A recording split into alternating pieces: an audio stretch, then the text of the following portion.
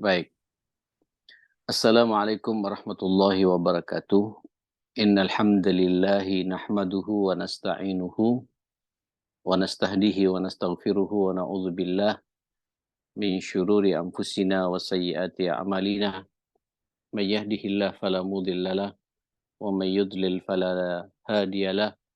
Wa asyhadu an la ilaha illallah wahdahu la syarikalah wa asyhadu anna nabiyana wa imamana wa qurrata a'yunina Muhammadan abduhu wa rasuluh arsalahullahu rahmatan lil alamin salawatullahi alaihi wa ala alihi wa sahbihi wa man sara ala nahjihi wa taba'a sunnatahu ila yaumiddin. Ya ayyuhalladzina amanu taqullaha haqqa tuqatihi wa la tamutunna illa wa antum muslimun. Rabbi shrah li sadri wa yassir li amri wahlul 'uqdatam min lisani yafqahu qawli. Mari kita lanjut hadis yang ketiga, al-haditsus salis fi hadzal bab. An Jabir yakni Jabir bin Abdullah radhiyallahu anhu qala rajulun lin nabi sallallahu alaihi wasallam yauma Uhudin ara'aita in qutiltu fa aina ana ya Rasulullah.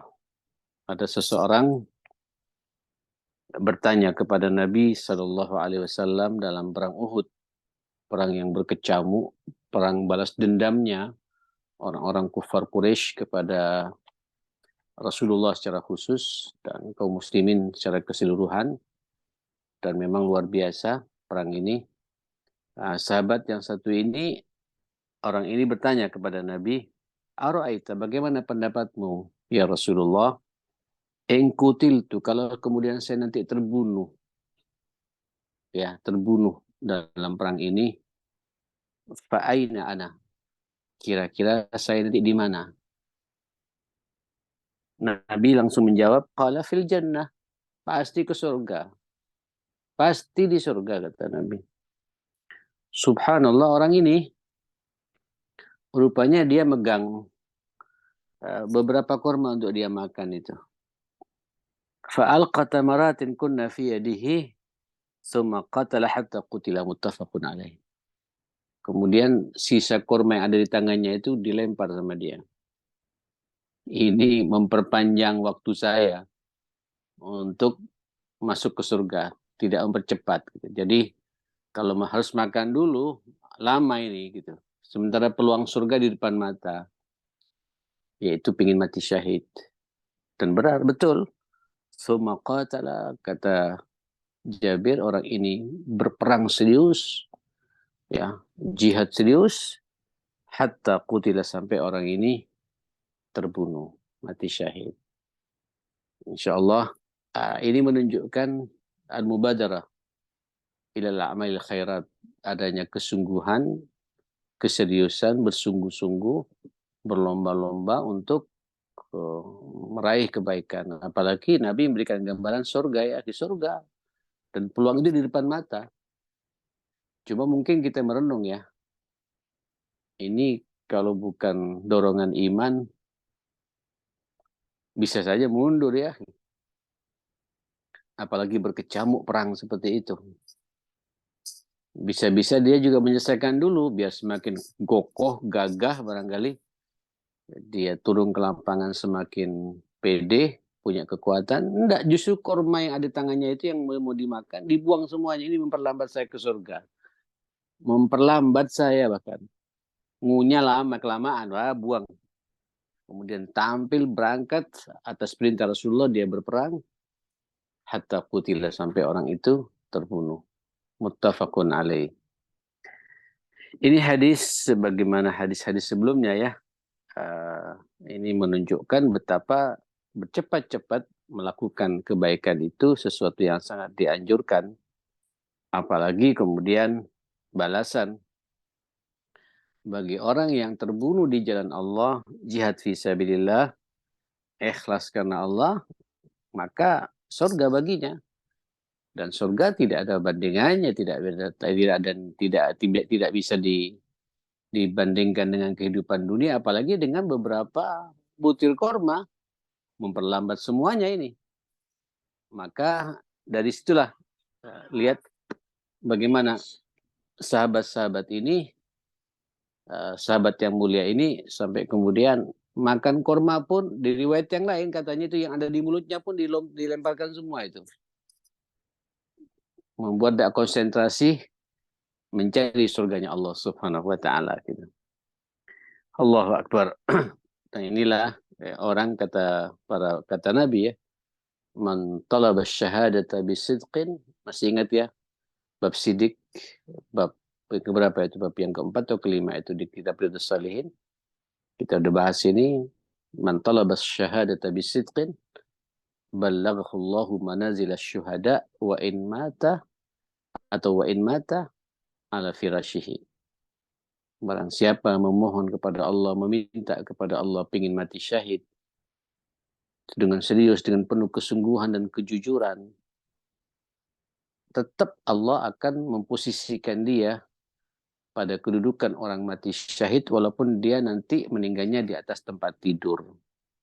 Apalagi dia buktikan langsung ya di lapangan. Dan ini menurut yang kejujuran betapa ingin cepatnya dia. Wasari'u ila maghfiratin. Bersegeralah kalian untuk mendapatkan ampunan dari Allah wa jannah dan surga. Surga ya, harus musyarakah kalau surga ini, tidak bisa santai, jangan santai kita ini. Eman ya. Ini orang kalau sudah punya orientasi akhirat, punya orientasi surga, maka akan terus-menerus berlomba-lomba menyegerakan diri untuk memperbanyak amal saleh. Karena itulah peluang yang instan bagi kita untuk bisa meraih surganya Allah Subhanahu wa taala. Hadis ini muttafaqun alaih. Luar biasa. Saya pikir cukup ini. Kita masuk hadis yang keempat sekarang. Warabi, hadis yang keempat. Wa an Abi Hurairah radhiyallahu anhu, dari sahabat mulia Abu Hurairah radhiyallahu anhu berkata, Ja'a rajulun ilan Nabi sallallahu alaihi wasallam, pernah sekali waktu ada seseorang datang menemui Nabi, ingin berjumpa dengan Nabi sallallahu alaihi wasallam. Faqala ya Rasulullah, dia bertanya kepada Nabi, ya Rasulullah, wahai Rasul, ayyus sadaqati a'zamu ajra. Ya, di antara sekian banyak sedekah ini, mana yang paling besar pahalanya, yang paling gede ganjarannya, balasannya dari Allah Subhanahu wa taala, mana yang paling banyak, yang paling besar di antara sekian banyak model-model sedekah ini? Qala, Nabi menjawab, anta saddaqah wa anta sahihun, ya, syahihun takhshal faqr wa ta'mul ghina. Masya Allah. Wala tumhil hatta idza balagatil hulqum qulta li fulan kadza wa li fulan kadza wa qad kada li fulan, muttafaqun alaih. Kata Nabi, engkau bersedekah, jadi sedekah yang paling baik itulah sedekah yang engkau keluarkan sementara kau dalam kondisi sehat walafiat, terus tapi muncul sifat medit, sifat syahih, sifat banyak pertimbangan. Usaha lancar-lancarnya, tapi ada tawaran-tawaran usaha yang lain ya. Di satu sisi ada peluang-peluang sedekah yang instan, bangun masjid, merehab masjid, membangun sumur di tempat-tempat yang kering, gitu, membantu anak-anak yatim yang terputus sekolahnya, atau menyelesaikan orang-orang tidak mampu yang kemudian bermasalah dalam uang kuliahnya. Kita ada, tapi kadang-kadang kita berpikir ada bisnis yang lain lebih menguntungkan ini. Sehingga banyak pertimbangan, banyak perhitungan. Itu namanya syahih. Mulai hitung-hitungan, takut berbagi pada orang lain. Tapi antum perangi itu, dan ada kekhawatiran kalau saya nanti berbagi, peluang ini tidak ada lagi, dan membuat bisa bangkrut pekerjaan saya, atau membuat saya miskin. Dan kadang-kadang kita juga menghayal, wa ta'mul ghina. Aduh, ya apa ini? ini peluang bisnis luar biasa. Kalau nanti saya nggak ambil, diambil orang. Gitu. Satu sisi ada yang lebih utama ini sekarang ini. Orang tua saya sakit. Tapi kita sehat, Pak. Masih ada uang itu, seger. Tapi berpikir seperti itu. Itu di saat antum bisa berpikir seperti itu dan menjalankan berbagi pada orang seperti itu, dilawan kegigiran seperti itu seuta-utamanya sedekah. Kenapa ya? Kalau antum sakit, ya wajar kan orang bersedekah sakit. Karena dia merasa saya nggak akan bisa menikmati lagi.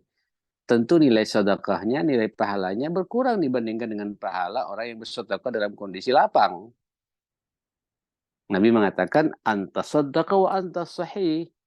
Engkau bersedekah dalam kondisi lapang, sehat walafiat, tapi banyak pertimbangan.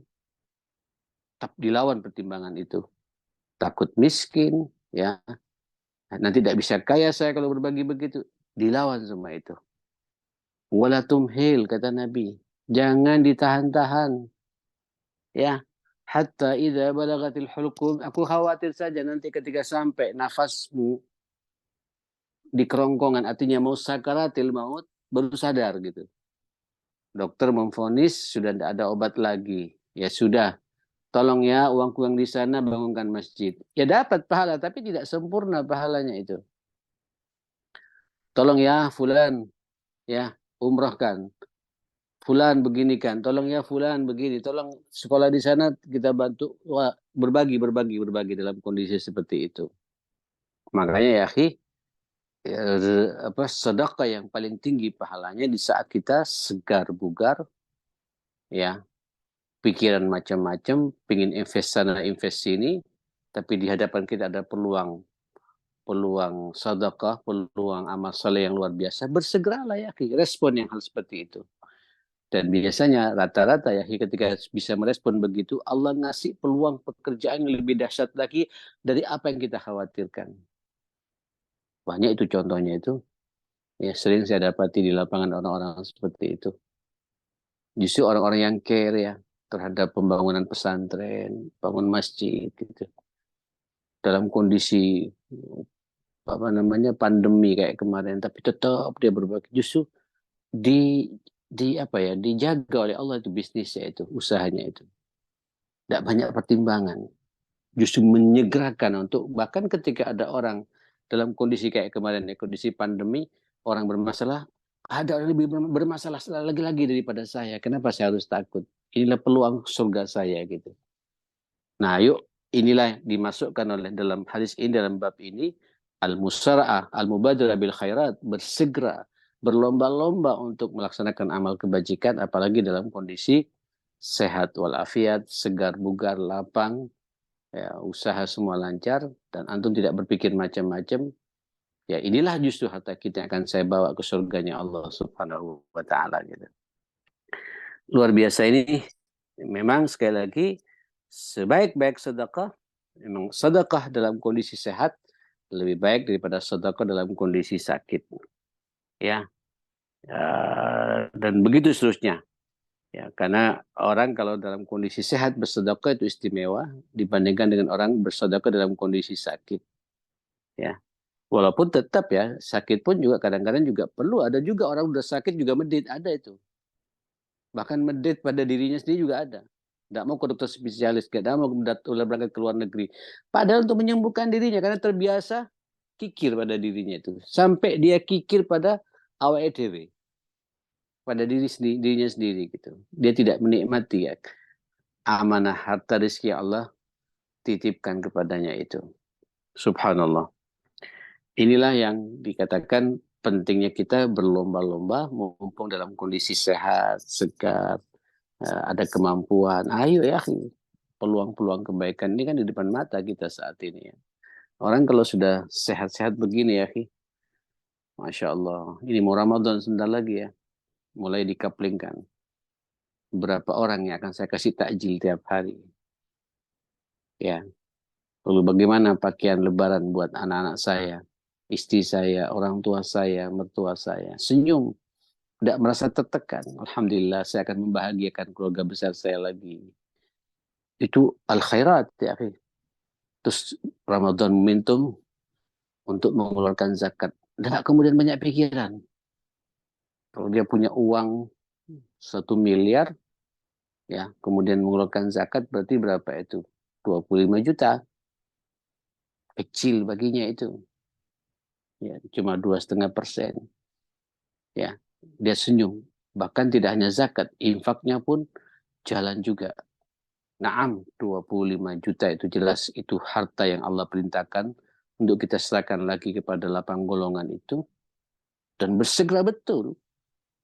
Saya tidak ingin menunggu. Dipersiapkan untuk Ramadan, ini kaplingan saya untuk zakat saya tahun ini gitu. Disegerakan ya, akhi.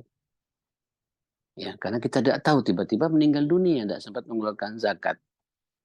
Akhirnya jadi rebutan anak-anak kita. Jadi bersegera seperti itu adalah peluang-peluang surga Allah di depan mata kita. Ayo, jangan medit, apalagi dalam kondisi kita lapang, bersegeralah kita berbagi kepada yang berhak menerimanya. Masya Allah, tabarakallah. Baik, kita masuk hadis yang kelima saat ini. Sekarang ini hadis yang kelima apa? Wa an Anas radhiyallahu anhu, dari Sayyidina Anas radhiyallahu an, anna Rasulullah sallallahu alaihi wasallam, ini juga kejadian perang Uhud. Kejadian perang Uhud. Bagaimana Nabi bisa menyemangati para sahabat pada waktu itu. Apa kata Nabi? Memang luar biasa Uhud. Dahsyat ya, persiapan orang Quraisy sangat matang betul. Strateginya juga dijaga betul, tidak mau kalah lagi sebagaimana kejadian perang Badar 1 tahun sebelumnya. Berkecamuk, ya. Nah, pada waktu itu Nabi menyemangati para sahabat. Rasulullah akhada saifan yawma Uhud. Pedangnya diambil sama Rasulullah. Pedang yang itu dalam tempatnya diambil, dihunuskan sama Rasulullah. Faqala, Nabi kemudian bertanya kepada para sahabat, man ya'khud minni hadha? Siapa yang siap mengambil dariku pedang ini? Artinya siap untuk menjalankan amanah pedang ini. Nabi kan sebagai panglima ya, yang mengatur sana-sana sini. Karena juga Nabi turun ke lapangan. Nah, pada waktu Nabi ingin menyerahkan pedang ini kepada orang yang betul-betul bisa menjalankan amanahnya gitu. Fabasatu aydiyahum. Para sahabat berlomba-lomba angkat tangannya. Ana ya Rasulullah. Kullu insanin minhum yaqul. Setiap sahabat pada waktu mengatakan ana ya Rasul.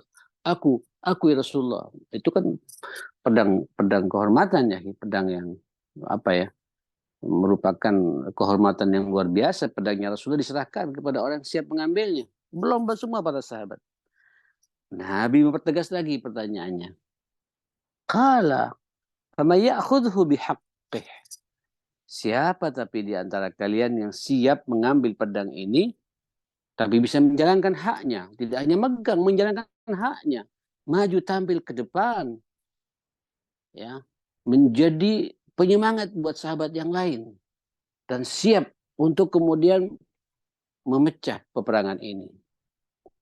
Fahtajamal qaum. Saat itu para sahabat yang katakan tadi anak-anak semuanya pada diam, tidak ada yang menjawab. Tidak ada yang menjawab. Waduh, berat berarti ini amanahnya ini. Faqala Abu Dujana. Abu Dujana tampil. Ana akhiruhu bihaqqi ya Rasulullah. Aku yang akan mengambilnya ya Rasulullah. Dan siap menjalankan hak pedang ini.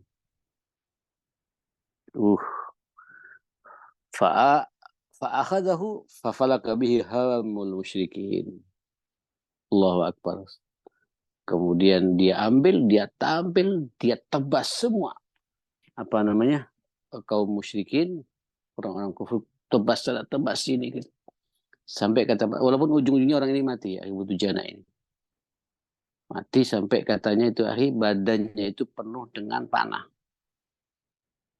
Ya, panah. Itu sahabat mengatakan, Laura Abu Dujana hinada kal kunfuz. Apa kunfuz ini? Kayak landak. Landak yang berjalan. Penuh dengan dengan panah yang menancap pada badannya itu. Tapi banyak orang-orang kufar yang terbunuh lewat tangan dia itu. Subhanallah gitu.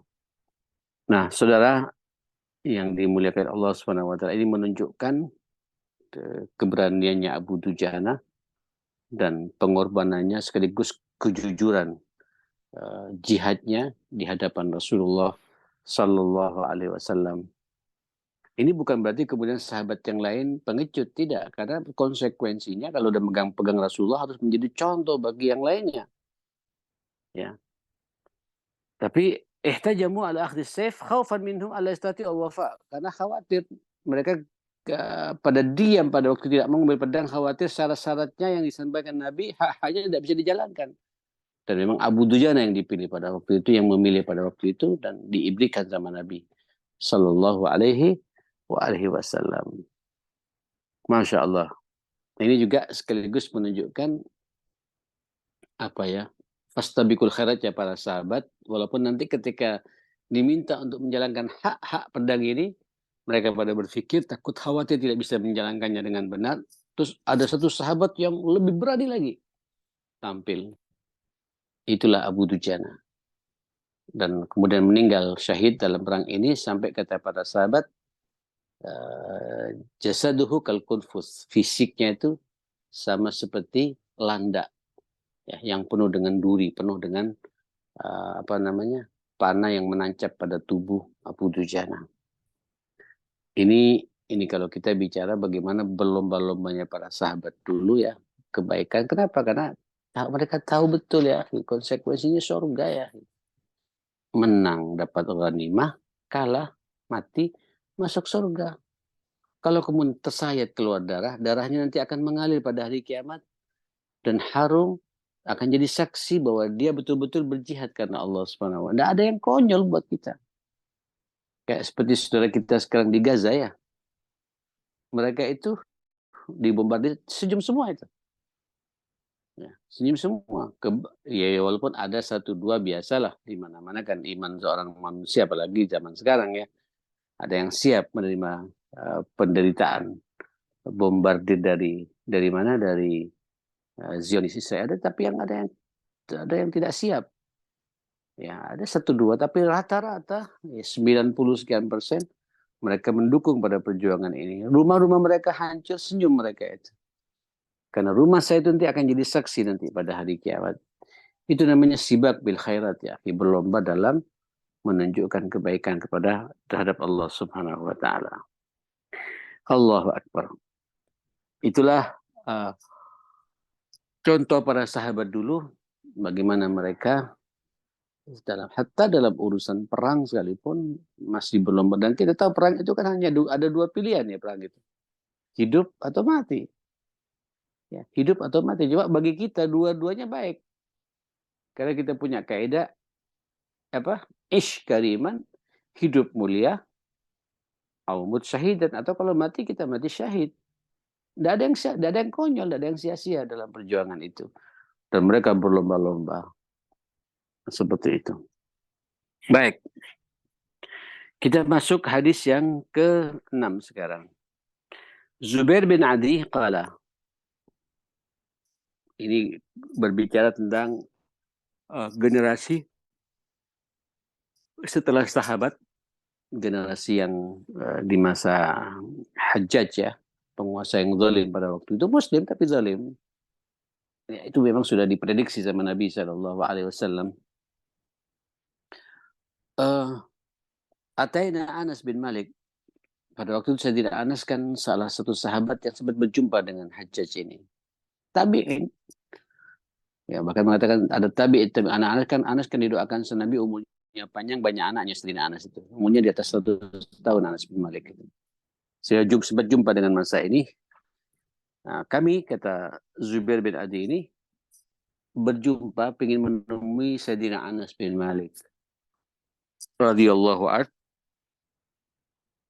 Syakawna ilahi ma nalqa minal Hajjaj. Kami mengeluh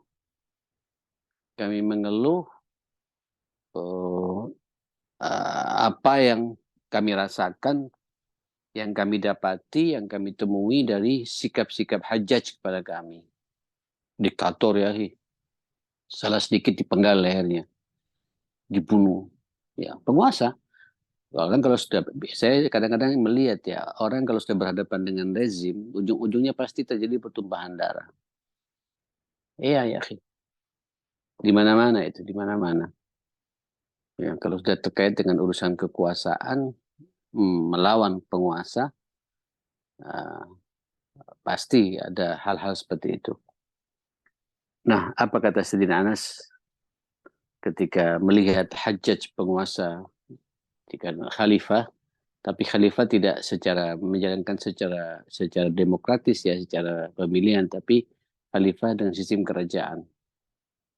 Faqala, apa kata Sayyidina Anas, sudahlah, sudah. Isbiri, isbiru, kata Anas. Sabarlah kalian semua.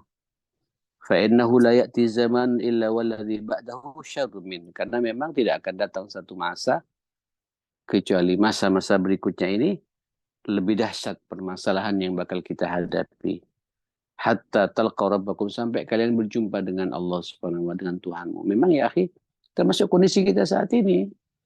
Apalagi kita ini sudah 1400 sekian tahun ya tidak berjumpa dengan Rasulullah Sallallahu Alaihi Wasallam. Dalam hidup ini pasti ada masalah. Termasuk juga dengan penguasa-penguasa yang zalim dan lain sebagainya. Mudah-mudahan tidak terjadi di kita ya ini, apalagi tahun-tahun politik kayak gini ya. Nah itu harus sabar. Saya mendengar kata-kata ini, kata Anas, sami'tuhu min nabiyyikum rawahul Bukhari. Saya mendengar omongan ini dari Nabi. Sabar, sabar. Jangan dilawan. Selama dia aqamus shalah, selama dia mesti mendirikan salat, ikutin saja. Taati saja. Ya, tak boleh berontak. Kecuali dia melakukan kufran bawahan, penyimpangan secara institusi, ya, kekafiran secara syar'i, ya, terang-terangan dia mengambil hak-hak umat dengan penuh kezaliman yang sebenarnya. Kalau urusan-urusan kesalahan sepihak, kadang-kadang kan tidak bisa ya. Orang itu akan bisa, penguasa akan bisa memberikan keadilan pada semuanya, nggak bisa. Pasti ada satu, dua, tiga, yang kadang-kadang satu, dua ini kemudian protesnya kuat gitu. Tapi kalau nggak diselesaikan, merusak tatanan. Ada sikap-sikap penguasa kemudian ngambil jalan pintas, diselesaikan dengan caranya sendiri. Ada yang kayak gitu terkadang. Nah, walaupun kita mudah-mudahan tidak seperti itu ya. Kalau terjadi, ya sudah, kita sabar, doakan saja, mudah-mudahan dibuka hatinya, diberi hidayah oleh Allah Subhanahu wa taala gitu. Ya tunggu, apalagi negeri kita ya.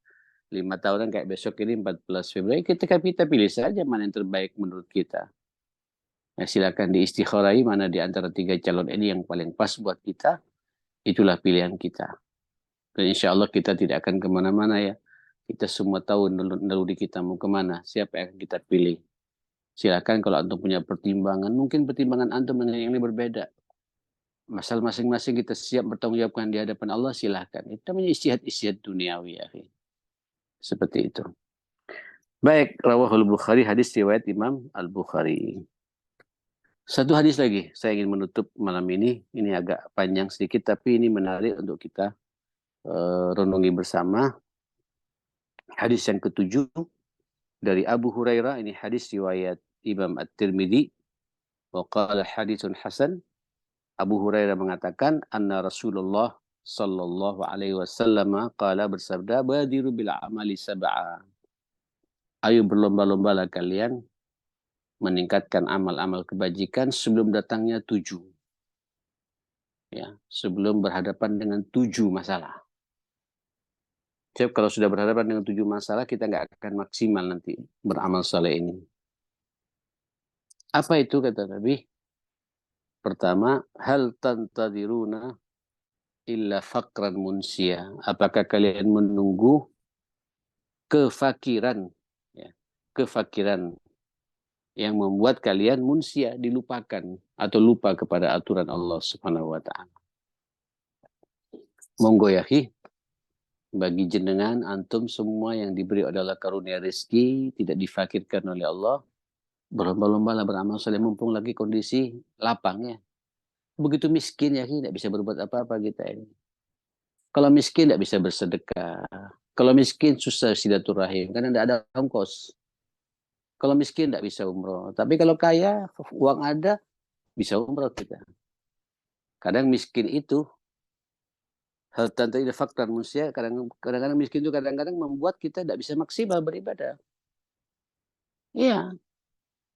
Allahu Akbar. Sementara dapur belum ngebul. Apa enggak bisa khusyuk salat kita. Pasti terganggu. Makanya Sayyidina Ali mengatakan kadal faqru ayyakuna kufra. Memang hampir-hampir kefakiran itu, kemiskinan yang nemen itu akan membuat orang mendekati kekufuran.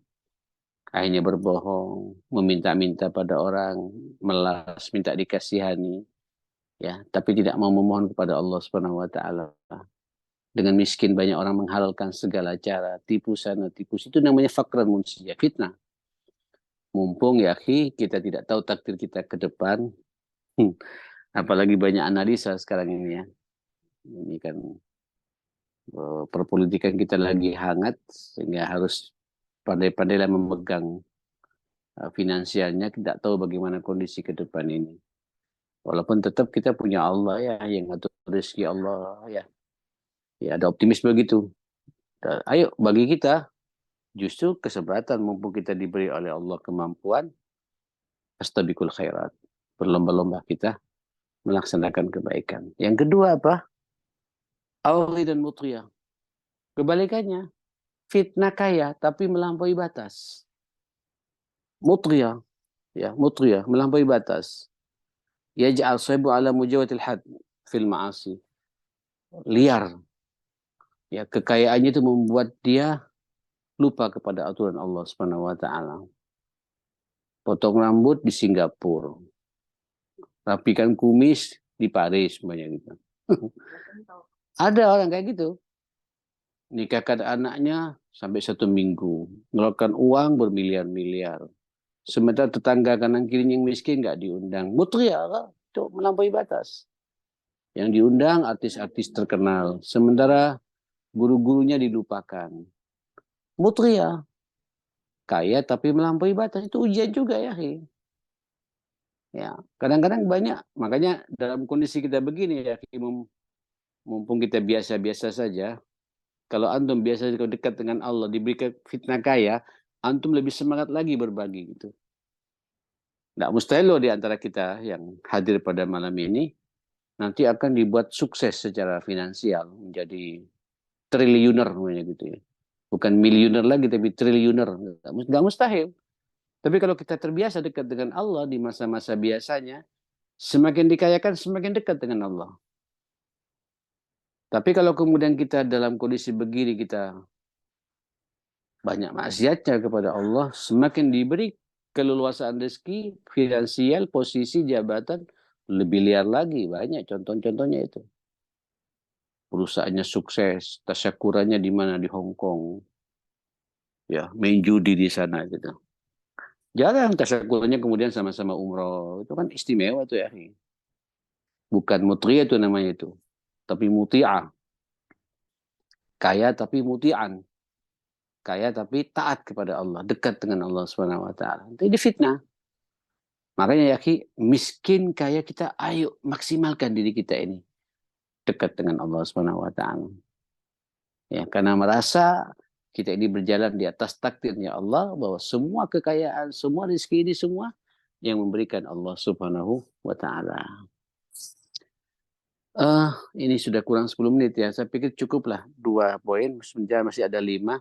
Nanti kita sambunglah di bulan yang akan datang insyaallah. Mudah-mudahan Allah Subhanahu wa taala karuniakan kita ya semangat beramal, semangat beraktivitas, berlomba-lomba untuk melaksanakan, merespon semua perintah Allah Subhanahu wa taala dan tidak merasa jenuh, istiqomah di atasnya. Insyaallah kalau sudah seperti itu ya akhi, surga akan membersamai kita semua insyaallah.